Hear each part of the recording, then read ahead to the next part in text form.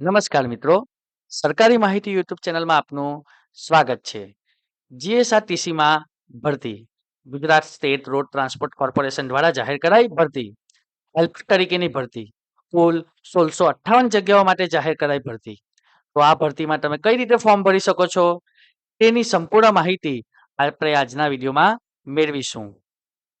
GSRTC દ્વારા જાહેર કરાઈ 2024માં ભરતી. જાહેર ખબરમાં જણાવ્યા મુજબ 1658 ખાલી જગ્યાઓ માટે ઉમેદવારે અરજી કરવાની રહેશે.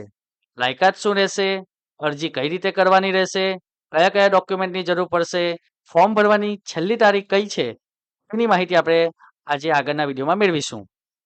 તો જગ્યાનું નામ છે હેલ્પર. કુલ 1658 જગ્યાઓ માટે જાહેર કરાઈ છે ભરતી.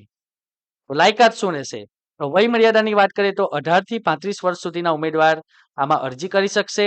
લઘુત્તમ શૈક્ષણિક લાયકાતની વાત કરીએ તો અહીં દર્શાવેલ mechanic motor vehicle, mechanic diesel, general mechanic, fitter, turner, electrician, sheet metal worker, automobiles body repairer, welder, welder cum fabricator, machinist, carpenter, painter general, automobiles paint repairer માં કોઈ પણ આમાંથી કોઈ પણ ટ્રેડમાં ઓછામાં ઓછો 1 વર્ષનો કોર્સ તમે પાસ કરેલો હોવો જોઈએ.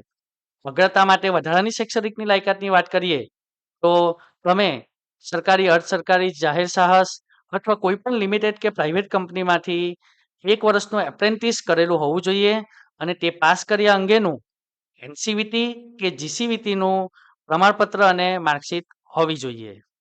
વેટેજ ગુણની વાત કરીએ તો કુલ 100 ગુણનું મેરિટ બનાવવામાં આવશે, જેમાં શૈક્ષણિક લાયકાત માટેના વેટેજ ગુણની વાત કરીએ તો એ કુલ 70 ગુણ રહેશે, જેમાં લઘુત્તમ શૈક્ષણિક લાયકાત માટે વેટેજ 55 ગુણનું રહેશે. એટલે કે તમે જે આઈટીઆઈના તમારા માર્ક્સ હશે એને 55% કન્વર્ટ કરવામાં આવશે.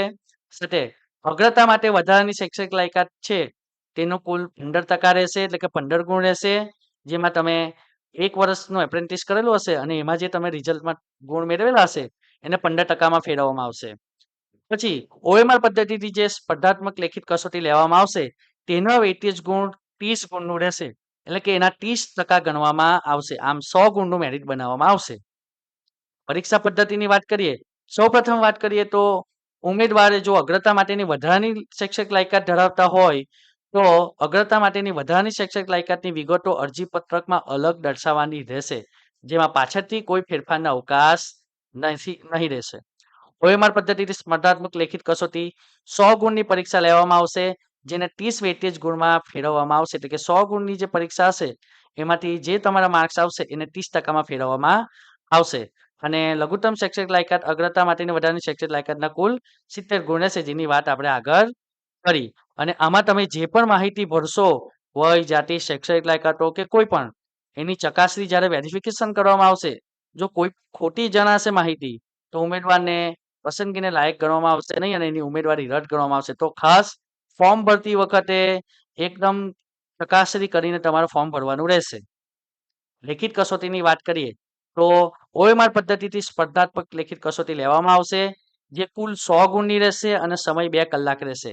જેના સિલેબસની વાત કરીએ આપણે તો સામાન્ય જ્ઞાન, ગુજરાતનો ઇતિહાસ, ભૂગોળ, ગુજરાતના વર્તમાન બનાવો 30 ગુણનું, ગુજરાતી વ્યાકરણ 5 ગુણ, અંગ્રેજી વ્યાકરણ 5 ગુણ, લાયકાતના વિષય વસ્તુને લગતા પ્રશ્નો 50 ગુણના અને કોમ્પ્યુટરના ઉપયોગની પાયાની જાણકારીના પ્રશ્નો 10 ગુણના રહેશે. આમ કુલ 100 ગુણનું પેપર આવશે અને આ બધામાં ધોરણ 10 કક્ષાનું પૂછવામાં આવશે. એટલે તમારે ધોરણ 10 સુધીનું તમારે 6, 7, 8, 9, 10નું તમારે સંપૂર્ણ જ્ઞાન તમને હોવું જોઈએ.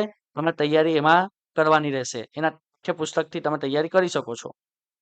આમાં ખાસ એક વાત કરવાની છે કે જે 100 ગુણની પરીક્ષા લેવામાં આવશે એમાં લઘુત્તમ 40 ગુણ મેળવવાના રહેશે.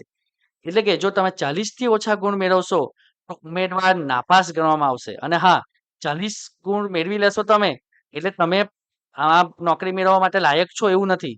મેરિટ બનાવવામાં આવશે, જેમાં આ જે 100 ગુણ છે એના 30%માં એને કન્વર્ટ કરવામાં આવશે. તમે એમાં જે ગુણ મેળવ્યા હશે એને કન્વર્ટ કરવામાં આવશે. અને આમાં ખાસ વાત છે કે આખું પેપર જે છે એ ગુજરાતી માધ્યમમાં જ લેવામાં આવશે.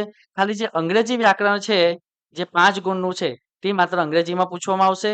અને આ 100 ગુણના જે એક પ્રશ્નપત્ર રહેશે એમાં દરેક પ્રશ્નનો 1 ગુણ હશે એટલે કે તમને કુલ 100 પ્રશ્નો પૂછવામાં આવશે.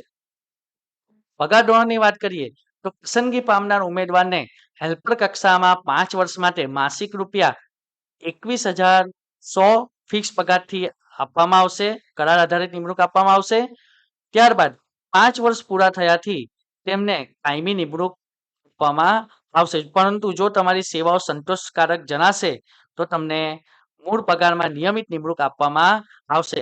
આ દરમિયાન 5 વર્ષ દરમિયાન તમને નિયમ અનુસાર કોઈ પણ ભથ્થા છે કે લાભો મળવાપાત્ર રહેશે નહીં. તમારો પગાર 21,100 માસિક તમને મળશે. તો ફોર્મ ભરવાની છેલ્લી તારીખ કઈ છે? તો ફોર્મ ભરવાની છેલ્લી તારીખ છે 5 જાન્યુઆરી 2025. ફોર્મ કઈ રીતે ભરશો?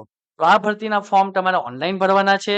તમારે આ ફોર્મ ભરવા માટે ojas.gujarat.government.in પર તમારે વિઝિટ કરવાનું રહેશે. ત્યાંથી તમારે ઓનલાઈન એપ્લિકેશન પર ક્લિક કરવું. ત્યાં તમારી આ ભરતી સિલેક્ટ કરીને તમારે અપ્લાય પર ક્લિક કરીને બધી વિગત ભરવાની રહેશે. તો આશા રાખું છું કે આ હેલ્પર ભરતી વિશે તમને સંપૂર્ણ માહિતી આ વિડીયોમાં મળી ગઈ હશે. જો તમને કોઈ પણ સમસ્યા હોય, કોઈ પ્રોબ્લેમ હોય તો તમે આ અમારા કોમેન્ટ બોક્સમાં જણાવી શકો છો. Thank you. જો તમને આ વિડીયો ગમ્યો હોય તો વધુને વધુ લોકો સુધી લાઈક, શેર અને સબસ્ક્રાઈબ કરો.